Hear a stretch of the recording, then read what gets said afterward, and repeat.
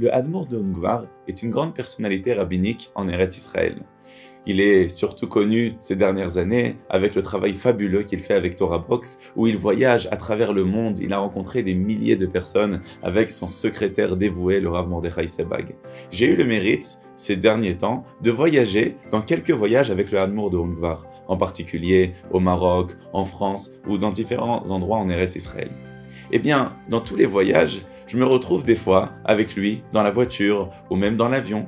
Même si la majorité du temps, il est toujours devant son livre en train d'étudier ou de parler de Torah parce que c'est ça, sa raison de vivre, eh bien, un vendredi après-midi, lorsqu'on revenait d'une école célèbre à Paris, le Hadmour m'a dit « Netanel, j'ai de l'histoire à te raconter. » Il m'a raconté une histoire personnelle sur sa vie. Et je lui ai demandé son accord, il m'a permis de vous la raconter parce qu'elle peut donner beaucoup d'encouragement à des jeunes garçons et des jeunes filles de nos jours. Eh bien, vous savez, dans le monde chassidique, se marier à 19 ans, 20 ans est quelque chose de normal. Et le Hadmour de Ungvar, qui était à l'époque, eh bien, le jeune garçon Moshe Klein, le fils de l'illustre ancien Hadmour de Ungvar qui s'appelait Rav Menashe Klein, qui faisait partie des grands de la génération, eh bien, était déjà connu, ce Moshe Klein, comme un garçon de génie. À 19 ans, eh bien, déjà, il étudiait avec le Rav Eliashiv, le grand de la génération. Et voilà que beaucoup de familles se renseignaient sur ce garçon, Moshe Klein, donc celui qui deviendra plus tard l'Hadmour de Ungvar, pour pouvoir l'avoir comme gendre. Non, juste pour mieux comprendre, eh bien, dans le monde chassidique dans lequel il a grandi, ce qui est bien sûr important lorsqu'on se marie, c'est bien sûr d'avoir une fille gentille, dévouée, avec des bonnes qualités, vraiment. Mais il y a aussi la notion de dynastie chassidique. En général, les grandes familles chassidiques, comme Vizhnitz, Gour, etc., ou tous les grands milieux eh bien, des rabbis, en général, ils se marient entre grandes dynasties chassidiques. Et voilà que, bien évidemment, le jeune Moshe Klein rêvait d'avoir une femme gentille, dévouée, mais aussi rentrer dans une illustre famille du monde chassidique. Eh bien, son rêve s'est réalisé, puisque une des plus grandes familles chassidiques au monde, eh bien, l'ont demandé en mariage comme gendre. Alors, le grand-père de la Kala, le grand-père de cette jeune fille, donc, qui ont proposé, était connu comme un des plus grands rabbi, que c'était des milliers de personnes sont ces chassidim à travers le monde. Et voilà que lorsque c'était même pas le père de la jeune fille qui a pris des renseignements, mais c'est le grand-père, le rabbi lui-même tellement connu à travers le monde, a appelé pour prendre des renseignements sur ce Moshe Klein, celui qui deviendra plus tard notre Hadmour de Ungvar. Et bien voilà, le rabbi a appelé. Et qui il a appelé? Il a appelé un des Gabaïm du Minshneh Halachot. C'est-à-dire qu'il a appelé un des Shamashim du père, celui qui était avant, l'Hadmour de Ungvar, l'ancien, le père de Rabbi Moshe Klein. Et donc, un de ces Gabaïm était quelqu'un de très sérieux, un tzaddik, quelqu'un vraiment de dévoué.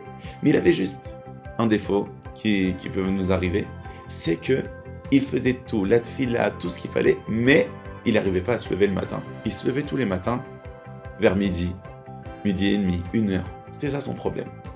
Maintenant, le grand-père, ce grand rabbi connu dans le monde entier, a appelé chez ce shamash du père de notre Hadmour de Ungvar pour prendre des renseignements. Alors, dis-moi, qu'est-ce que c'est ce garçon Moshe Klein?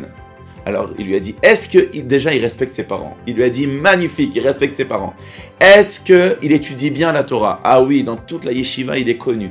Est-ce que c'est un garçon qui a un bon caractère? Est-ce qu'à la maison, toi qui accompagnes le père, toi qui es le shamash de son père, est-ce que tu vois qu'à la maison, il est gentil avec ses frères et sœurs? Oui, il est très gentil. Il a pris plein de questions. Le grand rabbi chassidique, c'est bon, il a décidé, je veux Moshe Klein comme gendre. Mais il lui a dit juste une dernière question. Est-ce que le matin, il se lève à la prière, à la tfila? Et là, le Gabaï a répondu, en toute sincérité, ça, je peux pas vous répondre. Maintenant, si vous comprenez bien, pourquoi il a dit je peux pas vous répondre? Parce que lui-même, il se levait pas le matin. Ça voulait pas dire que le Hadmour ne se levait pas, mais il a dit moi, je peux pas vous répondre. Mais le rabbi, quand il a entendu ça, il a cru que le Khatan ne se levait pas le matin. Il a raccroché, il a dit non, c'est fini, je veux pas. Lorsque Rabbi Moshe Klein, celui qui est maintenant le Hadmour de Ungvar, a entendu, il était brisé. Quoi, le rêve de sa vie, une fille bien, une famille incroyable. Il aurait pu rentrer dans une dynastie chassidique. Quel mariage aurait été! Deux grands rabbinim du Ham Israël qui marient leurs enfants ensemble, ça aurait été extraordinaire. Je lui ai demandé au rabbi, mais comment vous avez réagi? Il a dit, je m'en souviens pas, j'avais 19 ans, mais je crois que j'ai pleuré ce jour-là. Et j'ai dit, mais voilà, j'ai raté mon shidour. Mais regardez la grandeur du rabbi. Il a dit, mais malgré tout, j'ai pas dit un mot à cette personne qui m'a fait du mal. Même s'il n'avait pas fait exprès, je lui ai rien dit.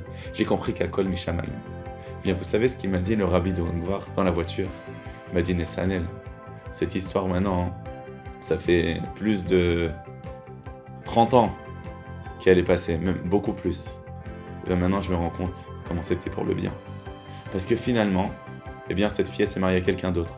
Et je vois maintenant, 30 ans après, que finalement, cette histoire s'est terminée en drame, malheureusement. Parce que le grand rabbi chassidique, il est décédé. Le père de cette fille qui aurait dû l'hériter a eu un gros souci.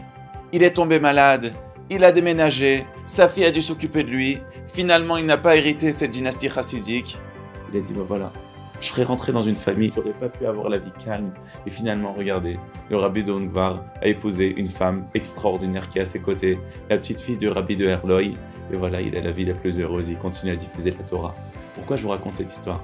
Regardez même une grande sommité rabbinique dans le monde. Eh bien, des fois, on aurait pu croire qu'il a la vie simple. Son propre shidour, on lui a cassé, alors que c'était même pas de sa faute. Ben, il a vu 30 ans après que tout ça c'était pour le bien. Et finalement, il a eu 1000 fois mieux que ce que lui, il aurait pensé à l'époque. Mes chers amis, lorsqu'on cherche une fille, on cherche un garçon, on dit, oh là là, j'ai raté, tu vois, je suis tout le temps. Regardez, même les grands rabbinim, ça leur arrive des choses incroyables. Mais tout est pour le bien. Ne baissez pas les bras, tout est pour le bien. Peut-être qu'un jour, vous aussi, vous deviendrez un grand rabbi chassidique. Kol tov.